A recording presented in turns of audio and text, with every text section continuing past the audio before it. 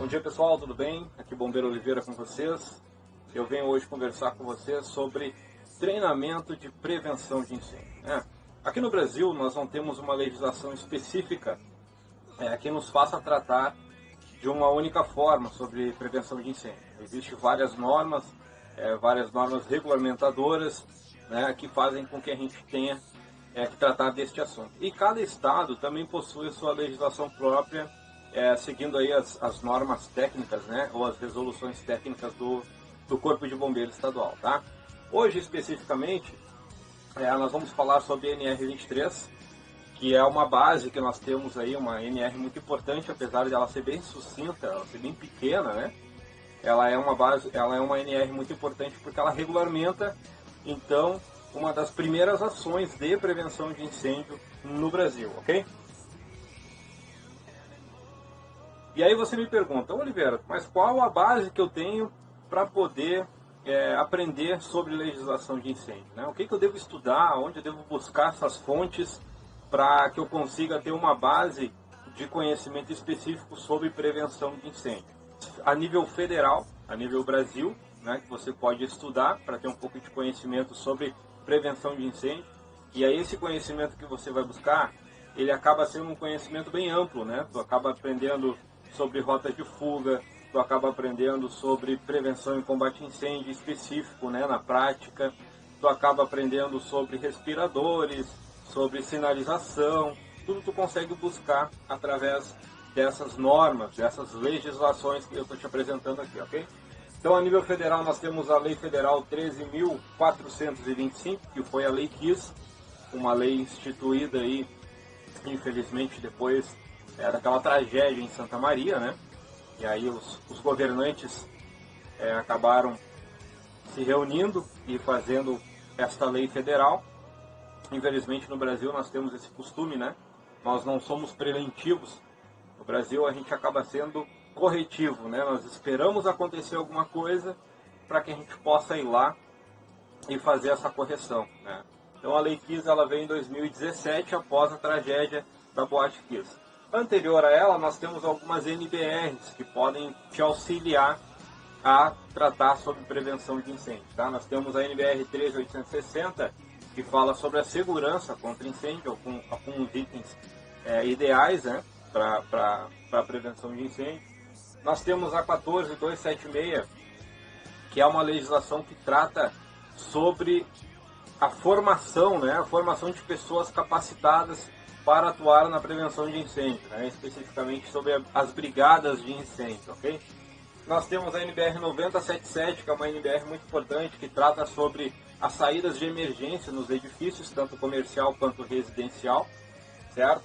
E nós temos a NBR 15219, que trata sobre o plano de emergência. Então é uma NR bem importante, porque toda empresa que precisa ter um grande fluxo de pessoas, E aí isso entra em outras questões de carga de incêndio, riscos, que essa empresa pode produzir. Ela precisa ter, então, um plano de emergência para atuar em casos de grandes catástrofes, certo?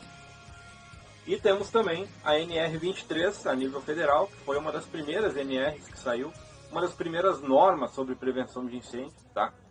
E nós vamos falar especificamente alguns itens, ou todos os itens dela hoje, certo? Aqui no Rio Grande do Sul, nós temos a Lei Estadual 14376, que é a nossa lei vigente, estabelece as normas sobre segurança e prevenção de incêndio no Rio Grande do Sul. Nós temos a Lei Complementar 14555, que altera alguns itens, então, da lei anterior sobre prevenção de incêndio, e aí inclui alguns caracteres específicos, como atividades civis auxiliares, algumas normas para formação. É bem bacana essa legislação também. E para quem deseja ter o alvará de incêndio aqui no Rio Grande do Sul, quem busca abrir uma empresa, alguma coisa assim, precisa ter o plano de prevenção aprovado, o PPCI aprovado, e precisa ter algumas pessoas com treinamento específico em RT014, que é o nosso treinamento de prevenção de incêndio. Então, como a gente vai falar da base, que é a NR23, a gente tem que incluir alguns itens nela, porque ela é muito vaga, ela é muito sucinta, como eu falei no início. Então hoje a gente vai falar praticamente mesclando a NR23 e também a RT014. Vamos verificar agora os itens que constam na NR23, tá? Então ela tem lá, dizendo que todos os empregadores devem adotar medidas de prevenção de incêndio em conformidade com a legislação estadual e as normas técnicas. Então veja que ela especificamente, ela não te dá um norte, ela não te diz o que fazer, mas ela te indica onde tu buscar, que é nas legislações estaduais e também nas normas técnicas, aquelas NBRs que nós vimos lá no início, certo? Ela diz também que o empregador deve providenciar a todos os trabalhadores as seguintes informações: a utilização de equipamentos de prevenção e combate a incêndio, procedimentos para evacuação dos locais de trabalho com segurança, certo? E aí isso implementa saídas rápidas, saídas de emergência, saídas auxiliares. A gente tem que verificar bastante a questão de pessoas com mobilidade reduzida, né? Então eu trabalho num setor onde eu tenho um deficiente físico, né, que é meu colega de trabalho, e eu sou um brigadista. Eu praticamente sou o anjo da guarda desse deficiente, né? No momento que der uma catástrofe, um sinistro, a brigada de incêndio tem que ter uma atenção especial para essas pessoas com mobilidade reduzida. Ela fala também que o empregador deve fornecer as informações sobre os dispositivos de alarme existentes. Então isso, gente, normalmente acontece na integração, né? Quando você entra numa empresa aí, você faz a integração com o técnico de segurança do trabalho ou com a própria brigada de incêndio, e eles acabam te passando essas informações de rota de fuga, quais os alarmes que eu tenho disponível, se eu tenho alarme sonoro ou somente o alarme luminoso. Em hospitais, por exemplo, a maioria, alguns setores, né, não vamos dizer a maioria, mas alguns setores são exclusivamente alarmes luminosos, não pode ter som ali dentro, né? E então a legislação, a NR23, ela acaba te dando essa base, tá? Ela também diz que os locais de trabalho deverão dispor de saídas em números suficientes, né? Então eu tenho lá um setor onde eu tenho 40 pessoas trabalhando, eu tenho que ter uma porta de emergência capaz de suprir a demanda dessas 40 pessoas passando ali, claro que devidamente treinadas, né? Uniformizadas em fila ali, e para poder sair desse ambiente com rapidez e segurança, certo? As aberturas e saídas de via de passagem devem claramente ser assinaladas, então ela já traz aí uma base de que tem que ser assinalado, mas aí você fica se perguntando, mas aonde eu vou procurar, Oliveira? Onde é que está escrito que tipo de sinalização tem que fazer? Tem uma norma específica para sinalizações de emergência, certo? E ela diz também que nenhuma das saídas de emergência deverá ser fechada, okay? Com chave ou presa durante a jornada de trabalho. Isso é muito importante, porque muitas vezes as saídas de emergência, elas acabam ficando numa área externa, né? Dando acesso livre à rua. E alguns empregadores, para impedir que pessoas não autorizadas adentrem esse local, adentrem esse setor de trabalho, acabam chaveando, né? E isso é muito prejudicial numa situação de emergência. Muitas pessoas falam que na Boate Kiss aconteceu isso, por um certo equívoco, né? Que os seguranças acabaram fechando as portas, né? Para que o pessoal não saísse sem pagar. E aí a gente viu na catástrofe que aconteceu, né? Muitas vidas se perderam. Mais de 240 vidas, certo? Também diz que as saídas de emergência podem ser equipadas com um dispositivo de travamento. O que são esses dispositivos? São aquelas barras antipânico que nós temos nas portas, né?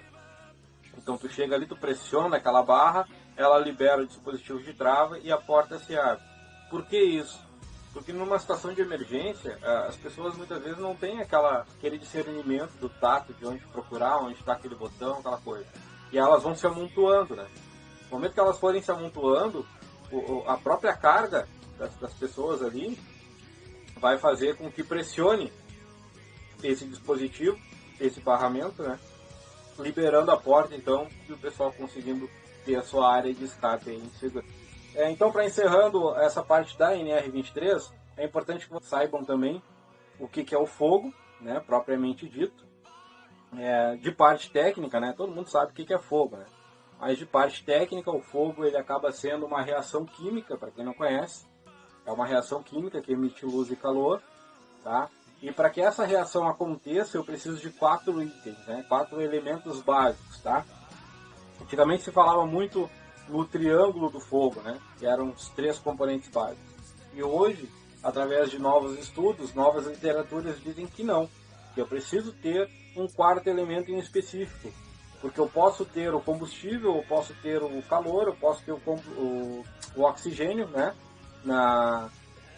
Num determinado ambiente, mas se eu não tiver a reação em cadeia, que é o 4º item, eu não vou ter o fogo, tá? Então, para que vocês saibam, para que haja fogo, né, eu preciso ter os 4 elementos básicos, tá? E não é terra, fogo, água e ar, não, tá? É os 4 elementos básicos específicos desse conteúdo, tá? Então é o material combustível, é o calor, é o comburente, tá? E a reação em cadeia. Esses são os 4 itens. Então, mesmo que eu tenha combustível, calor e o comburente, se eu não tiver reação em cadeia, eu não vou conseguir ter propriamente dito o fogo, certo, pessoal? Alguns tipos de materiais combustíveis, só para nós passar rapidinho, da mesma forma que eu falei. Se vocês quiserem que eu fale sobre esse assunto, vocês deixem no comentário aí que eu falo sobre esse assunto mais abrangente, né? Mais tecnicamente falando, tá? Então nós temos os combustíveis líquidos, sólidos e gasosos. Os líquidos, né, nossos combustíveis mais utilizados aí, principalmente em automóveis, né, gasolina, álcool. Os sólidos, a madeira, o papel, o plástico, o papelão, né? Então o sólido ele acaba me deixando resíduos depois, me acaba deixando vestígios, né, de queima, tá? E os gasosos aí, como nós utilizamos, principalmente na cozinha, né, nosso gás de cozinha, o butano, o metano e o propano, tá, gente? Passando rapidinho. Os tipos de fogo, tá, Oliveira? Mas quais os tipos de fogo que existem? Bom, não existe uma norma específica, não existe uma literatura específica que diga isso, tá? Isso é a minha opinião pessoal e eu posso compartilhar com vocês devido aí aos 10 anos de experiência que eu tenho. Para mim, existe 3 tipos de fogo, tá? Existe o fogo controlado, o princípio de incêndio e o incêndio propriamente dito, tá? O que vocês têm que cuidar, gente? Que o princípio de incêndio é diferente do incêndio declarado, certo? Então você que é brigadista, você que já tem um conhecimento na área de prevenção de incêndio, tu foi ali, tu identificou uma situação de alerta, tu começou o combate com um extintor, tu utilizou 2 extintores, tu utilizou 3 extintores e não conseguiu combater, cara, isso não é mais um princípio de incêndio, isso é um incêndio declarado, né? Então eu vou precisar de equipamentos, eu vou precisar de técnicas, eu vou precisar de mais pessoal treinado para isso, para conseguir conter ou reverter essa situação, tá? Então é importante, isso salva vidas, né? É importante que você saiba até o teu limite de atuação. Um herói morto não nos adianta de nada, né? Então no momento que tu entrou para combater uma situação de princípio de incêndio, tu utilizou a tua técnica que tu tem de conhecimento, tu utilizou o equipamento que tu tem à disposição e não conseguiu, salta fora, retira o pessoal daquele ambiente ali e deixa que, solicita o apoio, claro, né? E deixa que o pessoal treinado com maior equipamento, com maior capacidade de combate, faça esse serviço, tá, gente? Então o fogo controlado é aquele que eu tenho domínio, né? O meu churrasquinho, final de semana ali, eu tenho um ambiente próprio para fazer isso. Durante o meu cozimento dos meus alimentos no fogão, eu tenho controle sobre isso, né? Então no momento que eu não quero mais o fogo, eu vou ali, desligo o botão, fecho o gás, e aí eu retiro um dos componentes da reação em cadeia, né? Eu retiro o combustível e termino com o fogo, tá? O princípio de incêndio é aquele onde 1 ou 2 pessoas vão ter condições de atuar, dependendo do equipamento que você tem à disposição, tá? E aí o incêndio declarado é justamente quando eu entrei em ação, eu utilizei o extintor, não consegui, eu montei uma linha de mangueira, não consegui nem conter esse incêndio, né? Mesmo com uma linha de mangueira atuando, o incêndio continua aumentando, então, gente, não é mais um princípio de incêndio, né? É um incêndio praticamente declarado, tá? E é muito importante saber essa diferença, como eu falei antes, justamente por causa disso, porque salva vidas. No momento que tu está ali combatendo aquele princípio de incêndio, o material que está queimando, ele está gerando gases inflamáveis, né? E aí, com um pouco desses gases, pode ser tóxico. E aí tu pode ter um dano causado por esse gás, tu pode, infelizmente, vir a falecer, né, devido à queima daquele ambiente ali, muito calor excessivo, tu pode entrar em um nível de inconsciência, tu pode, enfim, tá? Então tentou uma vez, não conseguiu, sai fora, resgata seus amigos, não esqueça das pessoas com mobilidade. Essa inclusão tem que ser muito importante nos treinamentos. Retira as pessoas que têm mobilidade reduzida e aí aciona as pessoas responsáveis para fazer então esse devido combate aí, tá, gente? Tranquilo? As formas de propagação do incêndio, então, para nós passar rapidinho, né? Existem 3 formas: a condução, que é uma propagação molécula a molécula, tá? Então eu tenho um ambiente que está queimando e a própria estrutura daquele ambiente ali acaba fazendo com que o calor se dissipe, né? Principalmente as barras de ferro, né? As colunas de aço, então elas levam o calor molécula a molécula, e aí num determinado ambiente ou num outro setor existe ali o material, existe o material combustível, existe o oxigênio, e aí entrando o calor, então pode acontecer a reação em cadeia e formar um novo foco de incêndio, tá? Nós temos a convecção, que é basicamente a massa de ar, né? A fumaça quente, onde ela fica contida no ambiente, ela acaba transformando aqueles materiais que estão ali, e pode gerar um novo foco de incêndio também. E nós temos a irradiação, tá? A irradiação bem conhecida aí no nosso micro-ondas, né? Que a gente aquece os alimentos, mas não vê fogo lá dentro. Porque são ondas térmicas que fazem com que as moléculas desse alimento se dissipem, né? Reajam entre si ali, se dissipando e aumentando então a sua caloria, tá, gente? Algumas classes de incêndio para vocês terem noção. As classes mais comuns aí são incêndios de classe A, B e C, tá? Incêndios de classe A são incêndio em materiais sólidos, os incêndios de classe B em líquidos inflamáveis, e os incêndios de classe C são em equipamentos elétricos, tá? E nós temos também a classe D e a classe K, que são incêndios, né? São tipos de incêndio, vamos dizer assim, que podem ocorrer mais em indústrias, né? Onde se tem ali material pirofórico, se tem um grande acúmulo de gordura vegetal. Existe também empresas que trabalham, que é a classe E, né? Que eu não coloquei aqui, com material radioativo, tá? Então é só para vocês terem um pouquinho de noção sobre as classes de incêndio. A gente pode falar disso também num outro momento, é só vocês deixarem aí no comentário dizendo: eu quero saber, Oliveira, sobre incêndio classe A. E aí nós montamos um vídeo para vocês falando de todos os itens, né, que pode ocorrer dentro do incêndio classe A. Certo, pessoal? E não deixando de passar para vocês, né, essa instrução, essa importância de que o combate ao incêndio declarado deve ser realizado exclusivamente pelo Corpo de Bombeiros, tá, gente? Ou em grandes empresas que têm a sua brigada devidamente treinada e capacitada para isso, né, para dar o primeiro combate. Empresas que detenham aí de bombeiros civis, tá?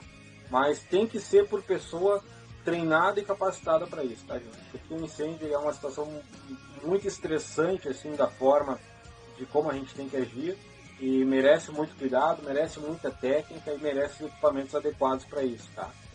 A gente não pode formar novas vítimas, né? A gente não pode vir a ser novas vítimas, melhor dizer. Tá, pessoal?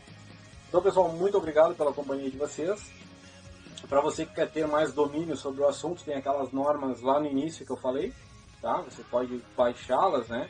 Ou se quiser, pode pedir aqui nos comentários que eu posto, eu envio para vocês, né? Deixe seu e-mail aqui, que eu envio para vocês as normas. Ou se você quiser também, você pode solicitar aí: Oliveira, fala comigo, grava um vídeo aí sobre incêndio de classe A, grava um vídeo sobre equipamentos, grava um vídeo sobre técnicas, tá?